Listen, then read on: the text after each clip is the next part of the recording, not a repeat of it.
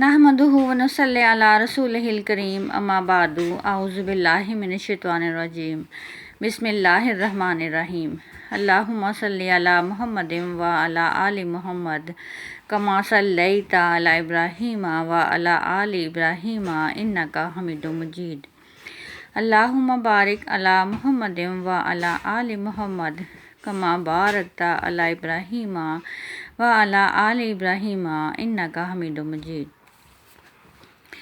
آیت الکرسی کی فضیلت آئی ہے۔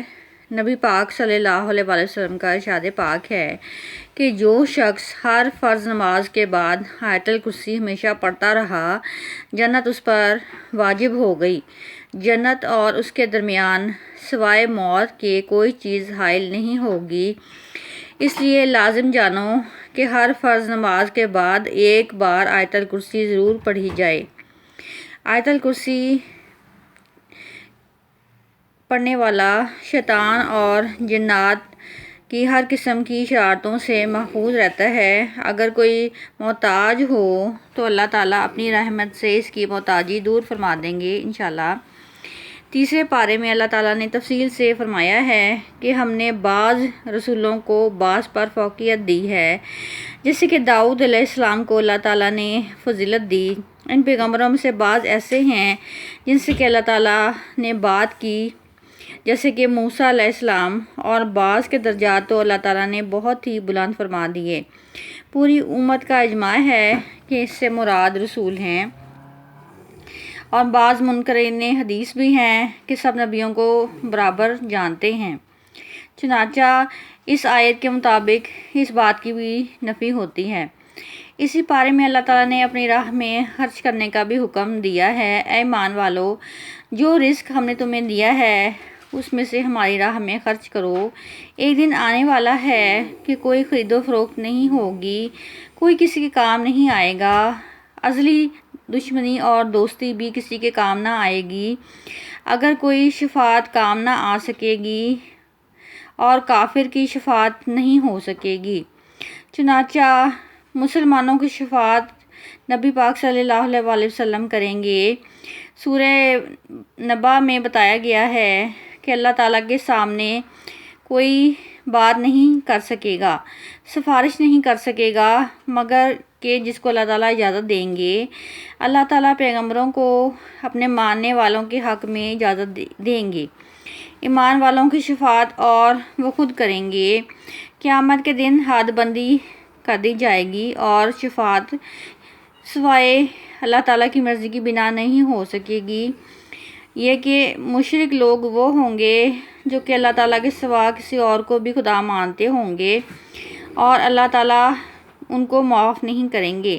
اسی پارے میں آیت الکرسی موجود ہے۔ اللہ تعالیٰ نے اپنی حمد و ثنا بیان کی ہے۔ اللہ تعالیٰ وہ ذات ہے جس کے سوا کوئی عبادت کے لائق نہیں۔ اللہ تعالیٰ زندہ ہیں، ہر چیز کو تھامنے والے ہیں۔ آپ صلی اللہ علیہ وسلم کی ایک حدیث شریف ہے کہ اس سے افضل آیت پورے قرآن میں نہیں ہے۔ فرض نماز کے بعد آپ صلی اللہ علیہ وسلم نے فرمایا کہ جو اسے پڑھے گا اسے جنت میں جانے سے کوئی چیز نہیں روک سکتی۔ اسی طرح سے شیاطین، جنات اور جادو وغیرہ کے اثر سے آیت الکرسی انسان کو بچاتی ہے، یہ بھی صحیح حدیث میں فرمایا گیا ہے، اور رات کو بھی پڑھ کر سونا افضل ہے۔ حضرت ابو ہریرہ رضی اللہ تعالیٰ عنہ کو جن انسانی شکل میں آ کر تنگ کیا کرتا تھا، حضرت ابو ہریرہ نے آیت الکرسی پڑھی اور فرمایا کہ یہ شیطان اب میرا راستہ چھوڑ دے گا۔ شیطان آیت الکرسی سے ڈرتا ہے۔ رات کو بھی پڑھ کر سونا چاہیے اور اپنے اوپر دم کر لینا چاہیے۔ نمازوں میں بھی پابندی سے آیت الکرسی کو پڑھنا چاہیے۔ آیت الکرسی کے مفہوم کو ذہن میں رکھ کر پڑھیں تو زیادہ فائدہ ہوگا، زیادہ ثواب ملے گا۔ ہر چیز کو تھامنے والا ہے خدا، اسے نہ اونگ آتی ہے نہ نیند آتی ہے، اسی کے لیے ہے جو کچھ آسمانوں میں اور جو کچھ زمین میں ہے۔ کون ہے جو اللہ تعالیٰ کے سامنے کسی کی بھی سفارش کر سکے سوائے اس کی اجازت کے؟ جو کچھ ماضی میں گزر چکا ہے اللہ تعالیٰ اسے بھی جانتا ہے، جو اس کے سامنے ہے بعد میں آنے والا ہے اللہ تعالیٰ وہ بھی جانتا ہے۔ اللہ تعالیٰ تو سب کچھ جانتا ہے، لیکن لوگ اللہ تعالیٰ کے علم سے واقف نہیں اور وہ اللہ تعالیٰ کے علم کا احاطہ نہیں کر سکتے، مگر جتنا اللہ چاہے۔ اس کی بادشاہت کی کرسی آسمان و زمین میں پھیلی ہوئی ہے، اور آسمان و زمین کی حفاظت اللہ تعالیٰ کو تھکاتی نہیں ہے۔ وہ بلند مرتبے بھی اعلیٰ اور عالی شان ہے۔ جزاک اللہ۔ اسی صورت میں اللہ تعالیٰ نے بتا دیا کہ دین میں زبردستی نہیں ہے، ایمان اور کفر بالکل واضح ہے۔ جو بھی ایمان کی پیروی نہیں کرے گا وہ اپنے ہاتھوں سے اپنے آپ کو جہنم کے گھرے میں ڈال رہا ہے۔ یعنی اللہ تعالیٰ نے حق و باطل میں فرق سمجھا دیا ہے۔ جو چاہے اللہ تعالیٰ پر ایمان لے آئے اور شیطان کو جھٹلائے تو ایسے مضبوط قلعے ہوں گے جیسے کہ انہوں نے تھام لیا ہو، یا ایسا شخص جو کہ دریا میں ڈوب رہا ہو اور مضبوط کڑی کو تھام لے۔ یہ دنیا بھی حوادث اور شیطانی تفرقات کا مجموعہ ہے۔ جو انسان گمراہی سے بچنا چاہتا ہے تو اسے چاہیے کہ وہ اللہ تعالیٰ کی مضبوط حفاظت میں آ جائے۔ یہ وہ بند ہے جو ٹوٹنے والا نہیں ہے۔ ایمان والوں کا دوست اللہ تعالیٰ خود ہے، انہیں گمراہی سے روشنی کی طرف لاتا ہے۔ جب انسان ایمان کی پیروی کرتا ہے تو آہستہ آہستہ ہدایت کے راستے اس پر کھلتے چلے جاتے ہیں۔ جو کافر ہیں وہ اور زیادہ گمراہی میں چلے جاتے ہیں۔ حضرت ابراہیم علیہ السلام اور نمرود کی بحث ہوئی تھی، اس کا ذکر 3 پارے میں کیا گیا ہے۔ ابراہیم علیہ السلام نے کہا کہ میرا رب زندہ کرتا ہے اور موت بھی دیتا ہے۔ بادشاہ نے کہا کہ میں بھی زندہ کر سکتا ہوں۔ اس نے ایک شخص کو جس کے پھانسی کا فیصلہ ہو چکا تھا اسے زندہ چھوڑ دیا اور بے گناہ کو قتل کروا دیا۔ کہا کہ میں بھی مارتا اور زندہ کرتا ہوں۔ تو حضرت ابراہیم علیہ السلام نے کہا کہ میرا رب تو مشرق سے سورج کو نکالتا ہے، تو مغرب سے نکال کر دکھا۔ اس پر فرعون مبہوت ہو گیا اور کوئی جواب نہ دے پایا۔ چنانچہ اللہ تعالیٰ اس بارے میں مزید فرماتے ہیں کہ جب انسان وفات پا جاتے ہیں تو اللہ تعالیٰ انہیں کیسے زندہ کرے گا، اس میں کوئی شک و شبہ نہ تھا۔ ویسے انسان کے اطمینان قلب کے لیے بتایا گیا ہے کہ اللہ تعالیٰ ان لوگوں کو جیسے کہ حضرت زکریا علیہ السلام کو 100 سال تک سلائے رکھا۔ جب وہ جاگے تو ان سے پوچھا کہ تم کتنے دن سوئے؟ تو انہوں نے کہا کہ 1 دن یا اس سے بھی آدھا۔ اللہ تعالیٰ نے کہا کہ تمہیں میں نے 100 سال تک کے لیے سلائے رکھا ہے، اور اپنا کھانا پینا دیکھو ذرا بھی خراب نہیں ہوا۔ اس کی حفاظت کی۔ گدھا مر کے ہڈیوں کا ڈھانچہ بن چکا تھا، اللہ تعالیٰ نے اسے زندہ کر دیا کہ دیکھو ان ہڈیوں کو ہم دوبارہ کیسے اکٹھا کرتے ہیں، پھر کیسے ان پر گوشت چڑھاتے ہیں۔ پھر دیکھا تو گدھا زندہ ہو گیا۔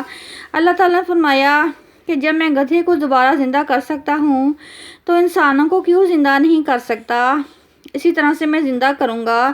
پھر ابراہیم علیہ السلام کا واقعہ 3 پارے میں ہے۔ انہوں نے پوچھا اے اللہ تو نے کیسے انسانوں کو زندہ کیا؟ اللہ تعالیٰ نے فرمایا کہ اے ابراہیم کیا تجھے یقین نہیں ہے؟ تو اللہ تعالیٰ نے کہا کہ اے ابراہیم آپ 4 پرندوں کو لیں، کسی مخصوص آوازوں کے مانوس کر لیں، پھر ان کو ذبح کر کے ان کا گوشت 4 پہاڑوں پر ڈال دیں اور 4 پہاڑوں کے کناروں پر گوشت کے ٹکڑے پھیلا دیں۔ پھر جس آواز سے ان پرندوں کو مانوس کیا تھا وہی آواز نکالیں۔ جیسے ہی آواز نکالتے تو پرندے کے اعضاء جڑتے اور پرندہ چلتا ہوا چلا آتا۔ اللہ تعالیٰ نے یہ منظر ابراہیم علیہ السلام کو دکھایا، پھر کہا کہ یقین کر لیں اللہ تعالیٰ زبردست ہیں، غالب ہیں، حکمت والے ہیں۔ اللہ تعالیٰ اپنی قدرت سے جس کو چاہتے ہیں زندہ کر دیتے ہیں، اور کافر بھی یہ دیکھ کر مسلمان ہو جائے۔ پھر غیب کا علم تو اللہ تعالیٰ کے سوا کسی کے پاس نہیں ہے۔ پھر انسان کو نطفہ پانی سے انسان بنا دیا، تو یہ قدرت کافی ہے ایمان لانے کے لیے۔ اس صورت میں اللہ تعالیٰ نے اپنی راہ میں خرچ کرنے کی فضیلت بیان کی ہے۔ جو لوگ اللہ کی راہ میں اپنے مال کو خرچ کرتے ہیں ان کی مثال گندم کے دانے کی طرح ہے۔ ایک دانہ 7 خوشوں کو پیدا کرتا ہے اور ہر ایک خوشے میں 100 دانے ہوتے ہیں۔ حدیث میں ہے کہ اے بلال، خرچ کرو، اللہ تعالیٰ سے غربت اور فقر و فاقہ کا خوف نہ کرنا۔ اے ایمان والو، اپنے احسان کو جتلا کے ضائع نہ کرو۔ صدقہ کے ذریعے لوگوں کی نفع رسانی کے کام کیے جاؤ۔ دینی مساجد، مدارس، غریبوں کی کفالت پر خرچ کرو، تکلیف نہ دو۔ نقصان یہ ہوگا کہ تمہاری یہ نیکی ضائع ہو جائے گی جو صدقات کر رہے ہو، اس کا پھل قیامت میں ملے گا۔ کسی انسان سے توقع نہ کرو کہ وہ تمہارے احسان کا جواب دے، بلکہ اس کا جواب قیامت کے روز ملے گا۔ حدیث ہے کہ امت کا مسکین وہ ہے کہ قیامت میں اہل حق آئیں گے، اس سے حق مانگیں گے تو اللہ تعالیٰ کہیں گے کہ اس کی نیکیاں لے لو۔ جو بھی ظلم آپ نے کیا ہوگا وہ سب آپ کی نیکیوں کی شکل میں انہیں دے دیا جائے گا۔ اس طرح سے آپ کی نیکیاں ختم ہو جائیں گی۔ اہل حق آئیں گے کہ اس نے مجھے برا بھلا کہا تھا، تو جواب میں اسے بھی برا بھلا کہا جائے گا اور اس کی نیکیوں سے دے دی جائیں گی، چنانچہ اس کے نیکیاں زیادہ ہو جائیں گی اور آپ کی نیکیاں کم ہو جائیں گی۔ پھر نیکی کرنا کمال اور نیکی کو بچانا اس سے بھی بڑا کمال ہے۔ یعنی جو خرچ کرو اللہ تعالیٰ جانتا ہے۔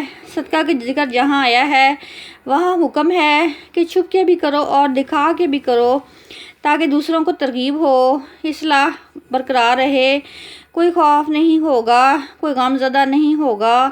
صدقہ اور سود میں فرق ہے۔ سود حرام ہے جبکہ صدقہ دینا بہت افضلیت کا کام ہے۔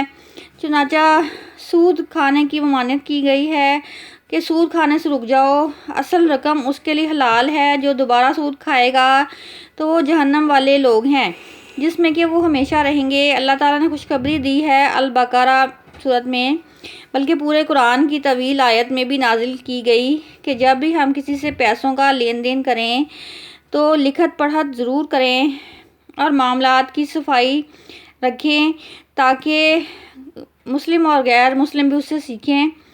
اگر کوئی معاملہ ہو تو کاتب کو بلاؤ تاکہ اسے لکھے۔ حدیث کا مفہوم ہے کہ جب معاہدہ ہو 3 دن کے اندر تو اس کو لازمی لکھا جائے۔ خود نہ لکھ سکیں تو کسی سے لکھوا لیں۔ 2 مرد اور 1 عورت کی گواہ ہونا چاہیے اور اس سبب میں سستی سے کام نہ لیا جائے۔ غرض کہ اللہ تعالیٰ نے جو بھی احکامات فرمائے ہیں وہ سب انسان کی ہدایت اور بہتری کے لیے ہیں اور یہ انسان کی وسعت نظر کے مطابق ہیں۔ وآخر دعوانا ان الحمدللہ رب العالمین۔